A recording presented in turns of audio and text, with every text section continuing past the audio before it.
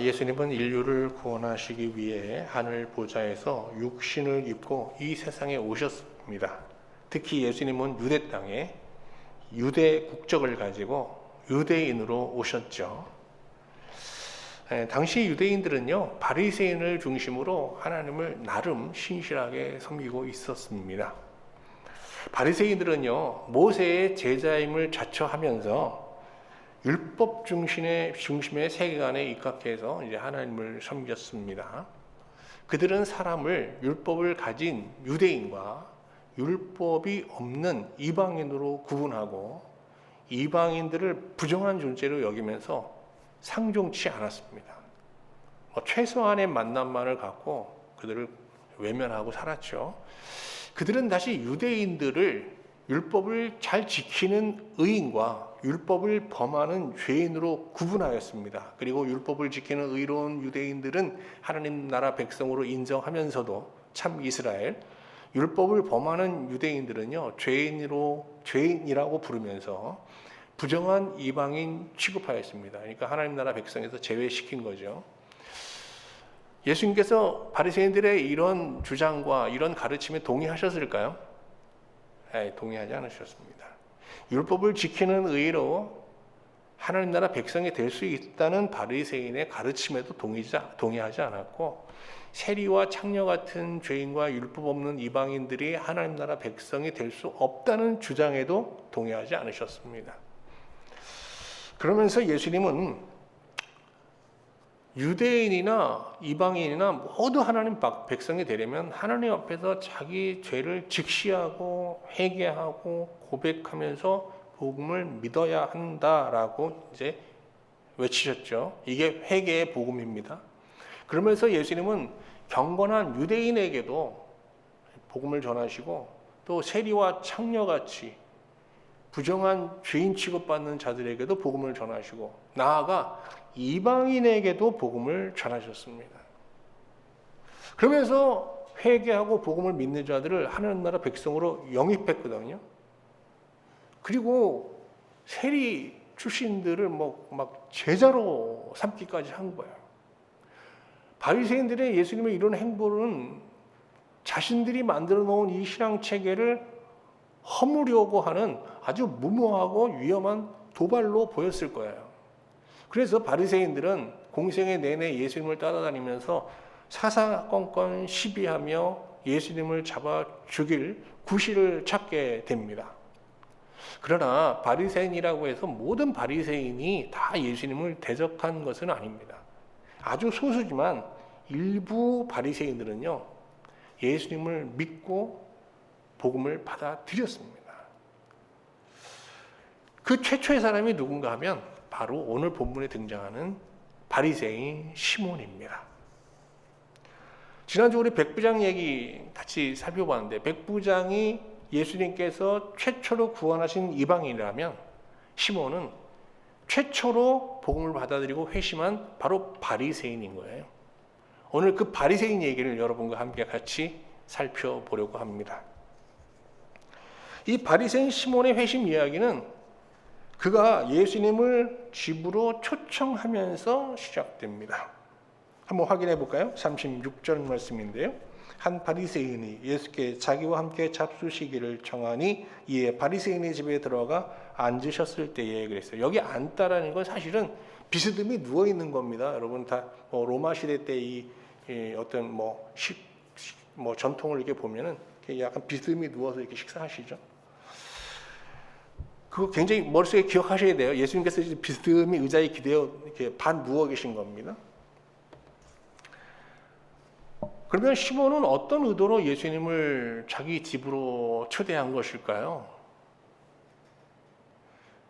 예수님과 교제하면서 평소에 그가 좀 궁금해하던 어떤 걸 물으면서 어떤 진리를 좀 배우기 위해서 이런 순수한 동기로 예수님을 초대한 걸까요? 아니면 예수님과 예수님을 따르는 제자들의 약점을 찾아 예수님을 고발하기 위해서 불순한 동기로 예수님을 초대한 걸까요? 여러분 어떻게 생각하세요?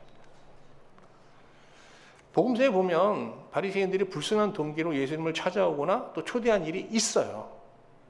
그런데 이 전후 문맥을 이렇게 보면요, 시몬이 예수님을 초대한 것은 순수한 동기에서 비롯된 것으로 보입니다.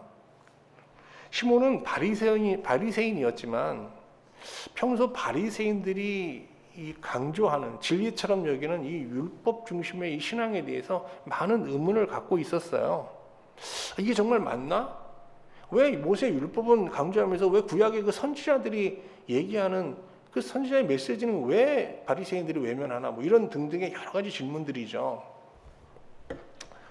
그런데 이게 예수님이 회당에서 선포하시는 설교와 또 거리에서 또 바닷가에서 외치는 이 설교를 들었단 말이죠. 이 시몬이 이 설교를 들으면서 그가 평소에 갖고 있던 이 의문에 대한 많은 답을 찾을 수 있었던 거예요.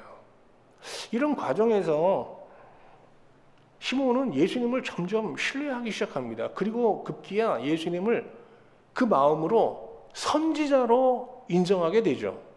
다른 바리새인들은 지금 예수님을 이단자 취급하는데 시몬은 마음으로 예수님을 선지자로 인정하게 되는 거예요. 급기야 그는 정말 그에게 예수님을 통해서 더 많은 것을 좀 알고자 많은 비난을 감수하고 예수님을 자기 집으로 초대한 겁니다. 엄청난 결단이죠. 그래서 이제 식사 교제를 하는데 식사 대접을 하고 제자들을 이렇게 고생하는 제자들을 이렇게 섬기면서 시몬이 얼마나 많은 질문을 했겠어요. 예수님은 거기서 답변하시고요. 그래서 참 질의와 응답의 이 교제를 하면서 시몬은 많은 의문이 해소되는 은혜를 경험하고 있었어요. 근데 그 은혜는 오래가지 못했습니다. 갑자기 한 여자가 등장한 거예요. 이 여자가 동네에서 유명한 창녀입니다. 죄인이에요. 이 여자가 이 파티장의 식탁 자리에 아주 은밀하게 침입하여서 예수님의 뭐 발을 눈물로 씻고 머리털로 닦으면서 옥합을 깨는 이런 사건이 이제 발생한 거거든요. 이 상황 속에서 예수님께서 근데 이 여자의 행동을 금해야 되는데 이걸 그냥 허락하시는 거예요. 이 광경을 지켜보던 이제 시몬은 예수님에 대해서 크게 실망하게 됩니다. 한번 볼까요? 39절. 예수를 청한 바리새인이 누굽니까? 시몬이죠. 그것을 보고 마음에 이르되 이 사람이 만일 선지자라면 자기를 만지는 이 여자가 누구며 어떠한 죄인인 줄을 알았으리라 하거늘. 그러니까 이게 바리새인들은요, 부정한 사람과 접촉하면 그 부정함이 우리한테 전해진다고 생각했어요. 근데 예수님께서 이 여자가 부정한지 모르고 그 여자가 자기 만지는 걸 허락하잖아요. 그래서 지금 부정해지고 있는 거잖아요, 시몬이 볼 때는. 그러니까 저렇게 영안이 어두우신가? 내가 우리 선지자인 줄 알았는데 내가 잘못 봤네 사람, 이렇게 된 거죠. 그래서 예수님에 대해서 활짝 열려있던 시몬의 마음이 이 여자의 등장으로 인하여 완전히 닫혀버린 거예요. 근데 이게 다 마음속에 일어난 거거든요. 근데 예수님이 이걸 모를 리 없죠. 이때 예수님께서 이 바리새인을 이름을 부릅니다. 시몬아. 굉장히 이 친밀한 마음을 담아서 그의 이름을 불러요. 그러면서 그가 갖고 있는 오해를 이제 풀어주는, 그의 오해를 해소시키는 설교를 하게 됩니다. 이 설교를 듣고 아주 그 개인을 향한 설교죠. 이 설교를 듣고 시몬이 이제 회심하게 돼요. 근데 이 얘기를 하기 전에, 시몬의 회심 이야기를 이제 하기 전에 이 창녀 이야기를 잠깐 해보겠습니다. 이 창녀는 여기 왜 나타난 거예요, 도대체? 이 창녀 이야기를 지금부터 좀 해보겠습니다. 앞에서 잠깐 언급한 바와 같이 이 여자는 자신이 범한 어떤 간음죄가 발견돼서 동네 사람들 앞에 끌려가서 바리새인 입회하에 아주 간단한 약식의 재판을 받고 창녀라는 죄인으로 이렇게 이제 형벌을 받게 된 여자입니다. 이게 보통 간음죄가 이제 드러나게 되면 돌팔매질을 당하죠.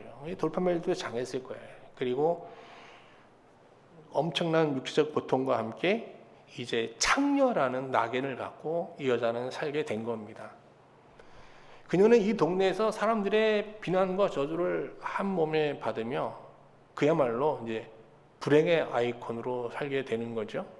자신의 이름을 잃어버리고 대신 창녀라는 이름으로 살아야 가게 된 겁니다. 창녀로 사는 삶도 힘들었지만 그녀를 가장 힘들게 하는 것은 외로움이었어요. 이 창녀라는 이름을 갖게 된 이후 그녀의 집에 그녀를 찾아오는 사람도 없었고요. 그녀의 방문을 허락하는 사람도 없었습니다. 그녀는 그야말로 광야에 버려진 고아와 다를 바 없었어요. 누가복음에는 생략돼 있지만 예수님은 시몬의 집에 오시기 전에, 시몬의 집에 방문을 받기 전에 이 창녀의 집을 방문했던 것으로 보입니다. 예수님께서 이 창녀의 집에 방문하자 이 창녀의 반응이 어땠을 것 같아요, 여러분? 기뻐했을까요? 그렇지 않았을 거예요. 예수님이 자신의 집에 탁 나타나시자 이 여자는 깜짝 놀라면서 이렇게 외쳤습니다. 예수님, 여기는 왜 오셨습니까? 잘 모르시나 본데 저는 저의 간음죄로 인하여서 이 동네와 하나님으로부터 버림받은 창녀입니다. 저를 다시 한번 정죄하려고 여기에 오실 겁니까? 그러실 필요가 없습니다. 저는 지금 충분히 제가 지은 죄에 대한 형벌을 받고 있습니다. 이제 돌아가 주십시오. 제발 돌아가 주십시오. 하나님 말씀을 전하려거든 저기 저 의로운 사람들한테나 전하십시오. 그러면서 여자는 눈물을 쏟아내기 시작합니다.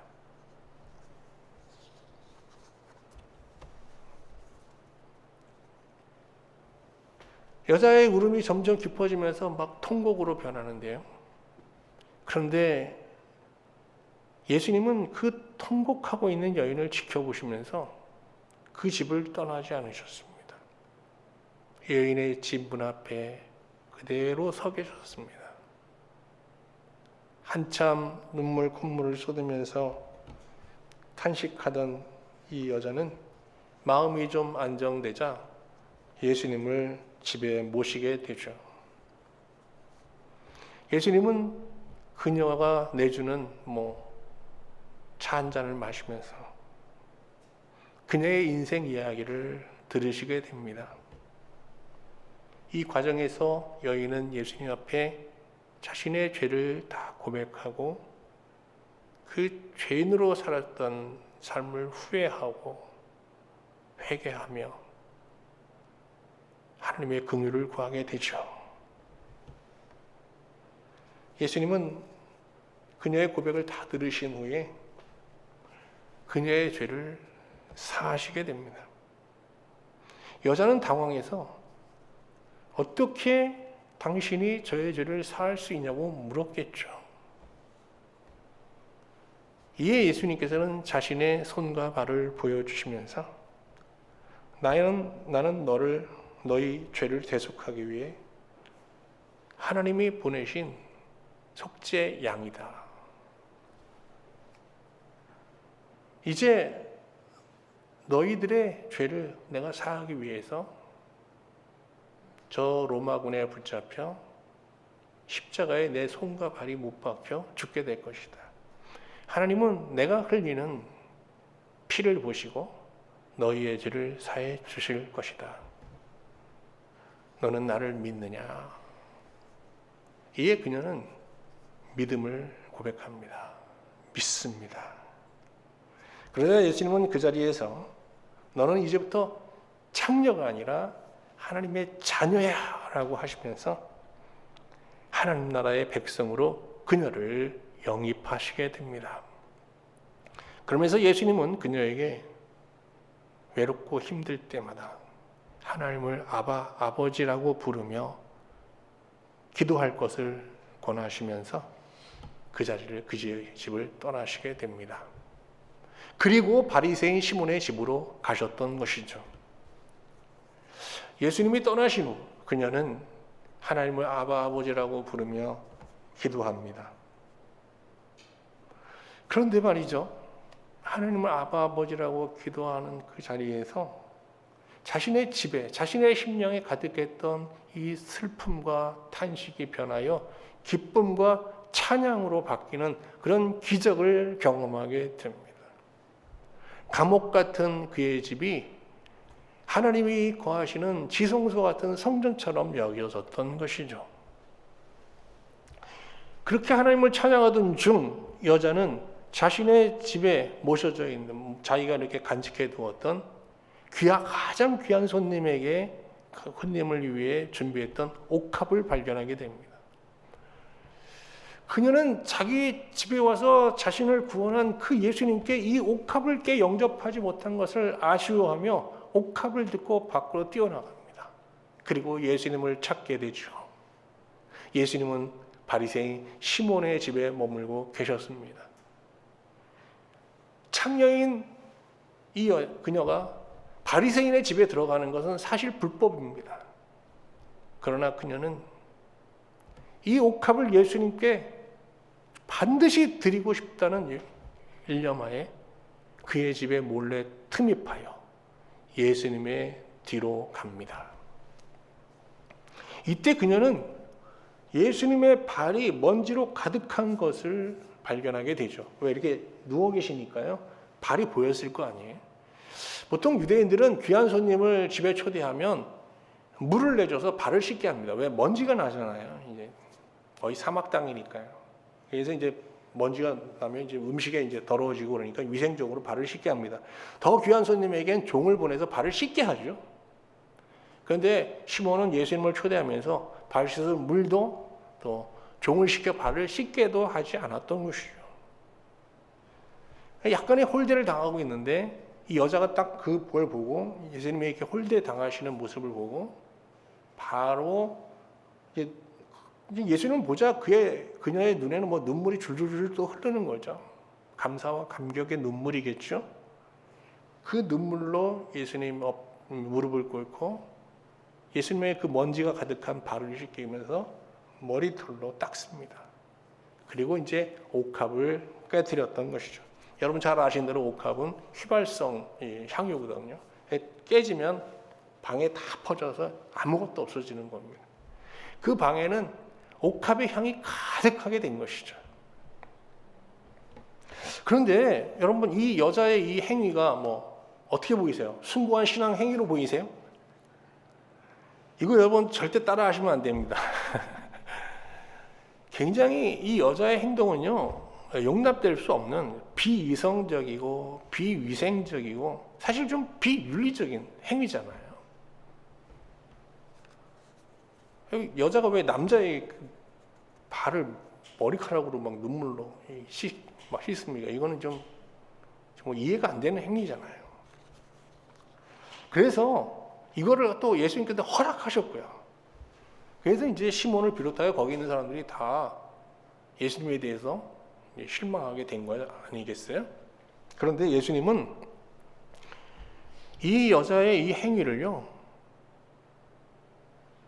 음욕에서 비롯된 아니면 충동에서 비롯된 뭐 음란하거나 충동적인 그런 행위로 인식하지 않으셨어요. 예수님은 이 여인의 행위에 숨겨져 있는 그녀의 마음, 그 숭고한 의미를 분명하게 발견하셨던 것이죠. 그리고 그것을 이제 시몬에게 설명하시게 되는데요. 그 행위에 담겨 있는, 이 여자의 행위에 담겨 있는 숭고한 의미를 설명하기 위해서 하나의 질문을 던집니다.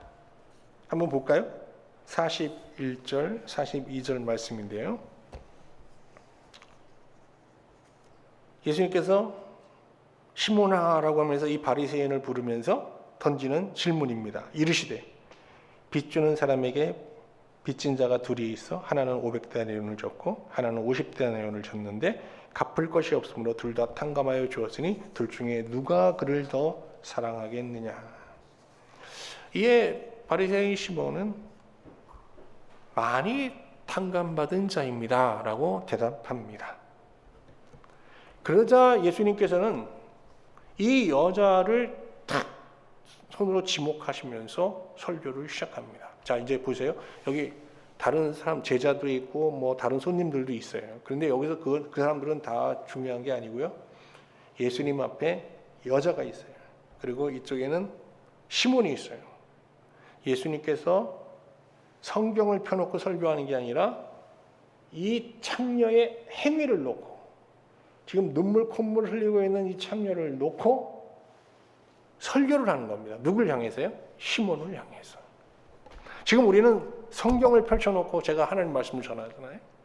근데 예수님은 시몬에게 성경이 아니라 여인의 행위를 놓고 설교하신 거예요. 이 여인의 행위를 통해서 시몬이 배워야 될 게 많다는 것이죠. 이 설교를 듣고 이제 시몬이 이제 바리새인이라는 그의 속박, 그를 얽어매고 있는 속박에서 벗어나서 복음을 받아들이고, 그리고 하나님의 진정한 백성이 되어 이제 하나님을 섬기게 되는데, 훗날 복음의 일꾼이 되어 전승에 의하면 그가 초대 교회의, 소아시아 교회의 교부가 되었다는 그런 전승이 전해지고 있습니다. 자, 그럼 이제 시몬이 회심하는 과정을 지금부터 이제 한번 쭉 살펴보도록 하겠습니다. 자, 예수님은 이 설교를 하시기 전에 하나의 질문을 던졌죠. 자, 한 사람은 500데나리온 빚을 줬고 또 한 사람은 50데나리온 빚을 줬는데 둘 다 탕감받았다. 누가 채권자인 이 주인을 더 사랑하겠느냐라는 물음이었습니다. 이 비유죠, 이게. 이 비유에서 돈을 빌려주는 사람은 누구 계세요? 하나님이시죠. 그리고 500데나리온 빚진 사람은 누구예요? 창녀죠. 그러면 50데나리온 빚진 사람은 누구예요? 시몬이에요. 이건 다 아시겠죠? 쉽게 알 수 있어요. 그런데 여기서 500데나리온과 50데나리온이 무엇을 의미하느냐 하는 거예요. 우리는 500데나리온은 예수님께서 여인의 죄를 사하기 위해 지불해야 될 죗값을 말하고, 50데나리온은 시몬의 죄를 사하기 위해 지불해야 될 죗값이라고 생각하기 쉽습니다. 그러니까 500데나리온은 여인이 지은 죗값이고요.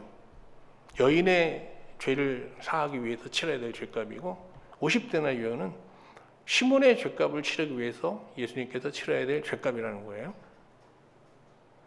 이렇게 생각하시면 안 되는 거예요. 예수님이 보실 때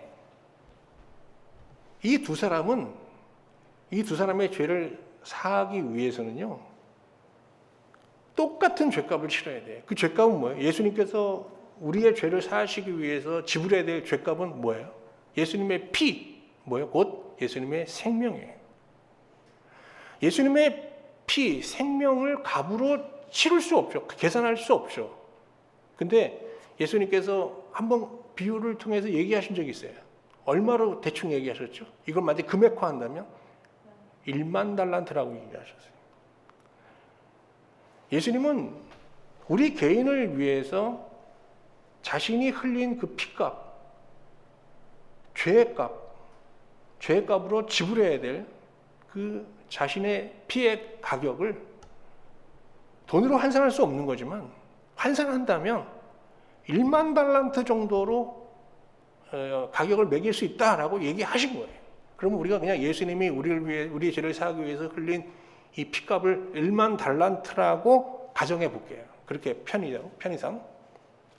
그러면 이 여자도 예수님께 얼마의 죄값을 탕감받은 거예요? 1만 달란트. 이 시몬도 어떻게 해요? 똑같이 1만 달란트. 그런데 그들은 자기 죄를 어느 정도로 인식해요? 1만 달란트로 인식하지 않아요. 자신이 지은 죄를. 어느 정도로요? 여자는 500데나리온. 이게 한 데나리온이 하루 일당이니까 뭐 한 5천만 원, 7천만 원, 많이 잡으면 1억. 근데 서민이 1억의 빚을 갚을 수가 없습니다. 여러분, 당시 유대 사회에서는요. 근데 이 바리새인은 어느 정도라고 생각했어요? 자기 죄값이 50데나리온, 한 500만 원, 1000만 원. 이거는 바리새인이 갚을 능력이 될까 안 될까요? 돼요. 갚을 수도 있어요. 그런데 그걸 대신 누가? 예수님이 갚아줬다. 이 정도의 마음으로 지금 예수님을 바라보고 있는 거예요. 예수님으로부터 지금 여러 가지 그동안 시몬이 받은 은혜들을 가격으로 따지면 한 어느 정도로 매기고 있냐 하면 얼마요? 한 50데나리온. 한 500만 원에서 1000만 원 정도 가치로 여기고 있는 거예요. 그래서 그 정도의 감사의 마음으로 예수님을 지금 집에 모시고 대접하고 있는 거예요.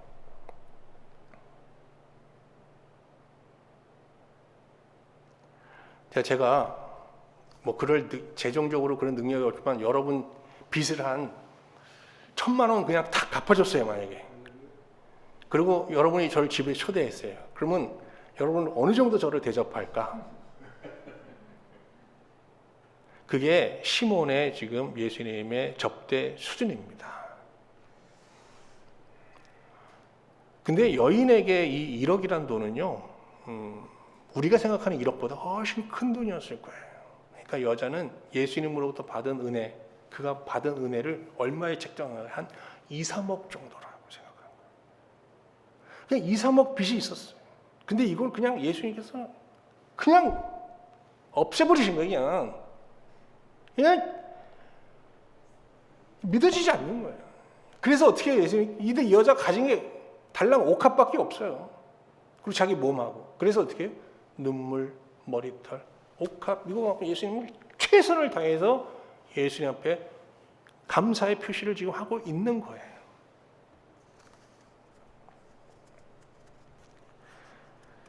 근데 창녀가 이렇게 예수님에게 막 눈물과 머리털과 옥합으로 막 예수님을 섬기고 있을 때 이거를 이제 보면서 뭐라고 그랬어요? 시몬이 마음으로.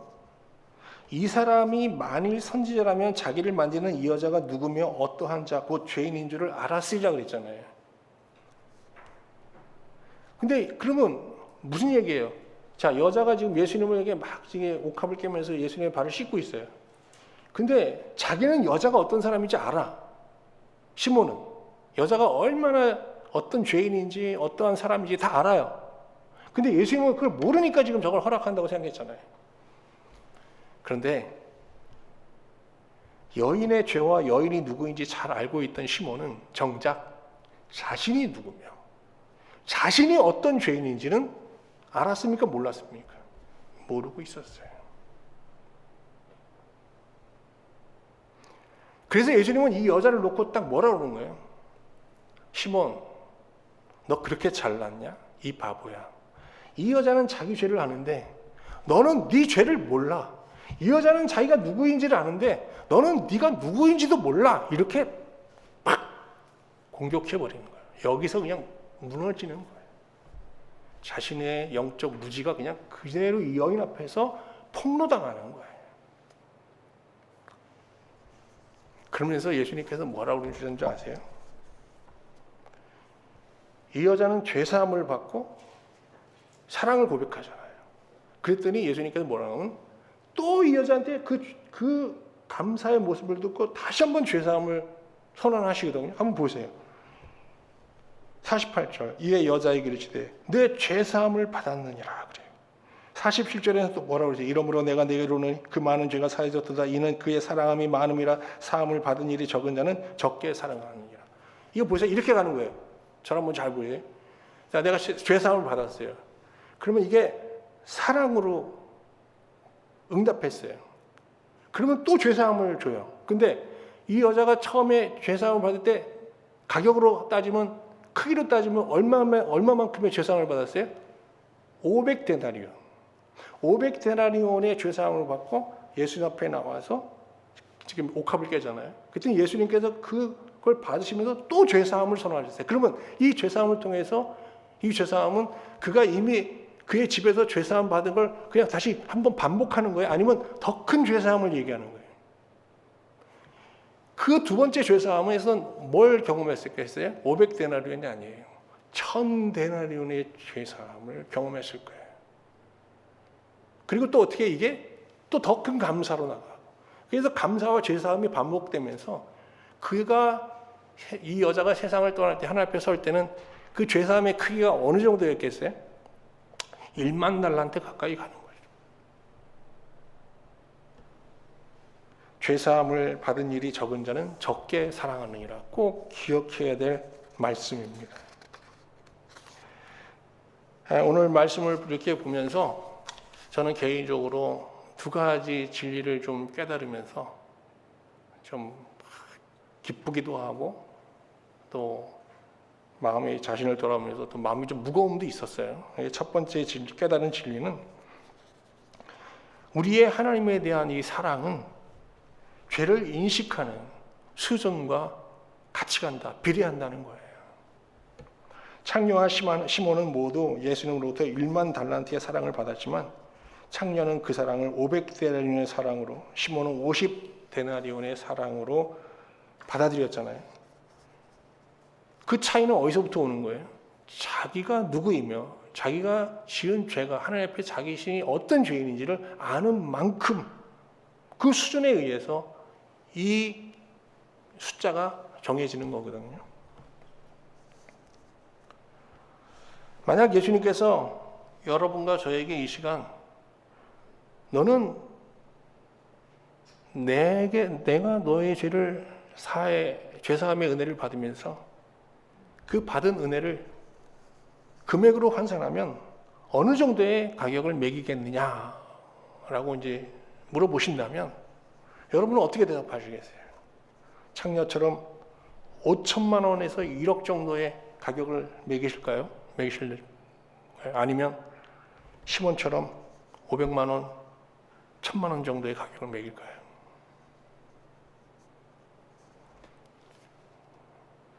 주님, 제가 주님으로부터 받은 이 죄사함의 사랑, 은혜는 1억, 2억? 그 정도가 아니죠. 제가 이 세상에 있는 물질을 상징하는 그런 숫자로는 결코 가격을 책정할 수 없는, 그 사랑은 감당할 수 없는 정말 무한한 사랑이었습니다 라고 우린 고백하게 되겠죠. 그러면 그런 사랑을 받은 자로서 우리는 어떻게 살아야 될 것인가? 여기에 대한 답이 오늘 이 바리새인 시몬과 창녀 이야기 속에 숨겨져 있어요. 예수님은 앞에서 말씀드린 대로 이 강팍하고 오만한 이 바리새인 시몬의 마음을 깨트리는 설교를 하면서 성경이 아닌 이 여인의 삶을, 여인의 모습을 소재로 말씀을 전했다는 거예요. 오늘 우리가 하나님의 사랑에 감사하며 보답하는 삶을 사는 우리의 신자의 삶은 이 세상에 강박한 누군가가 하나님께 돌아오는 하나의 통로가 될 수 있다는 거예요. 우리가 이 하나님의 복음을 전하기 위해서 길거리에서 외치기도 하고 전하고 전도지를 전하는 그런 방법도 있겠지만 이 여인처럼 그냥 그 하나님의 감사하는 마음으로 하나님 앞에 하나님을 사랑하고 그 사랑에 감격하여 사는 그 삶 자체가 누군가에게는 전도지가 되고 누군가에게는 복음이 될 수 있다는 것이죠.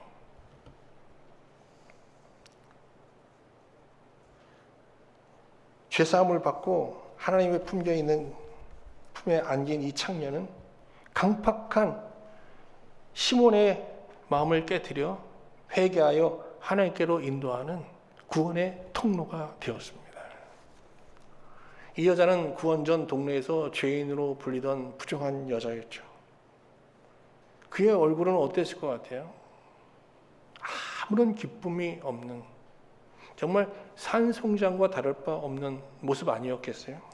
근데 이후 그 여자는 어떻게 살았을까요? 그 여자는 물을 기르러 가면서도 찬송을 부르고 해같이 밝은 얼굴로 사람에게 먼저 말을 건네고 자신을 무시하고 멸시하는 사람들에게도 동요되지 않고 평강한 심령으로 그들을 대하고 항상 따뜻한 눈빛과 따뜻한 마음으로 사람들을 대했을 거예요. 그런 참여를 보면서 이 동네 사람들은 한두 명씩 그의 여인에 대해서 물음을 갖게 되고 그 물음을 통해서 하나님을 만나는 놀라운 역사가 있었을 겁니다. 오늘 여러분